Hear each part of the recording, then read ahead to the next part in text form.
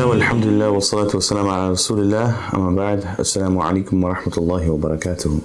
Picking up from where we left off in Surah Al-Furqan, talking about the Ibadur Rahman, Allah subhanahu wa ta'ala, He mentions the qualities وَالَّذِينَ يَبِيتُونَ لِرَبِّهِمْ سُجَّدًا وَقِيَامًا, and those who spend the night, those who pass the night prostrating and standing before their Lord, and those who say, Our Lord, keep the punishment of hell away from us, for His punishment is indeed unrelenting.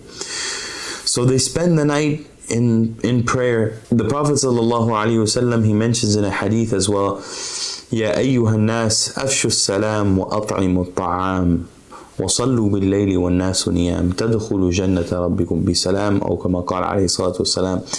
So the Prophet ﷺ, he said, O people, spread salam, spread peace. Give salam to one another. Multiple meanings can be taken here.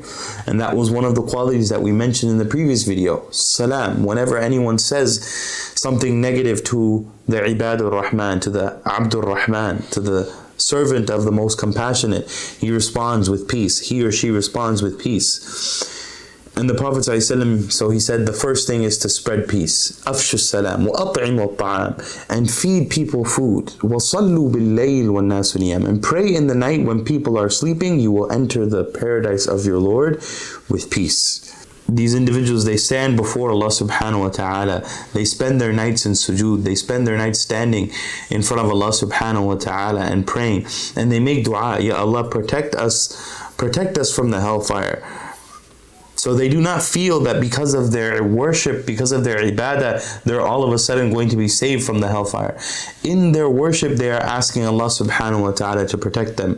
إِنَّهَا سَاءَتْ مُسْتَقَرًّا وَمُقَامًا, indeed, it is an evil abode and place to dwell in. وَالَّذِينَ إِذَا أَنفَقُوا لَمْ يُسْرِفُوا, those when they spend, they are not extravagant. They don't waste their money.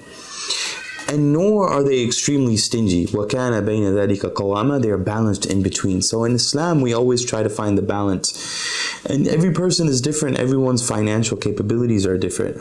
But we need to try and find that balance. We need to make sure that we don't go too far and spend extravagantly, but then at the same time, when the time comes to spend, we're not stingy and we don't hold back to spend when it comes to spending in the path of Allah subhanahu wa ta'ala. So we ask that Allah subhanahu wa ta'ala gives us the understanding, He gives us the ability to inculcate these traits, and inshallah we'll finish the remaining traits in another video inshallah ta'ala. Wassalamu alaikum wa rahmatullahi wa barakatuh.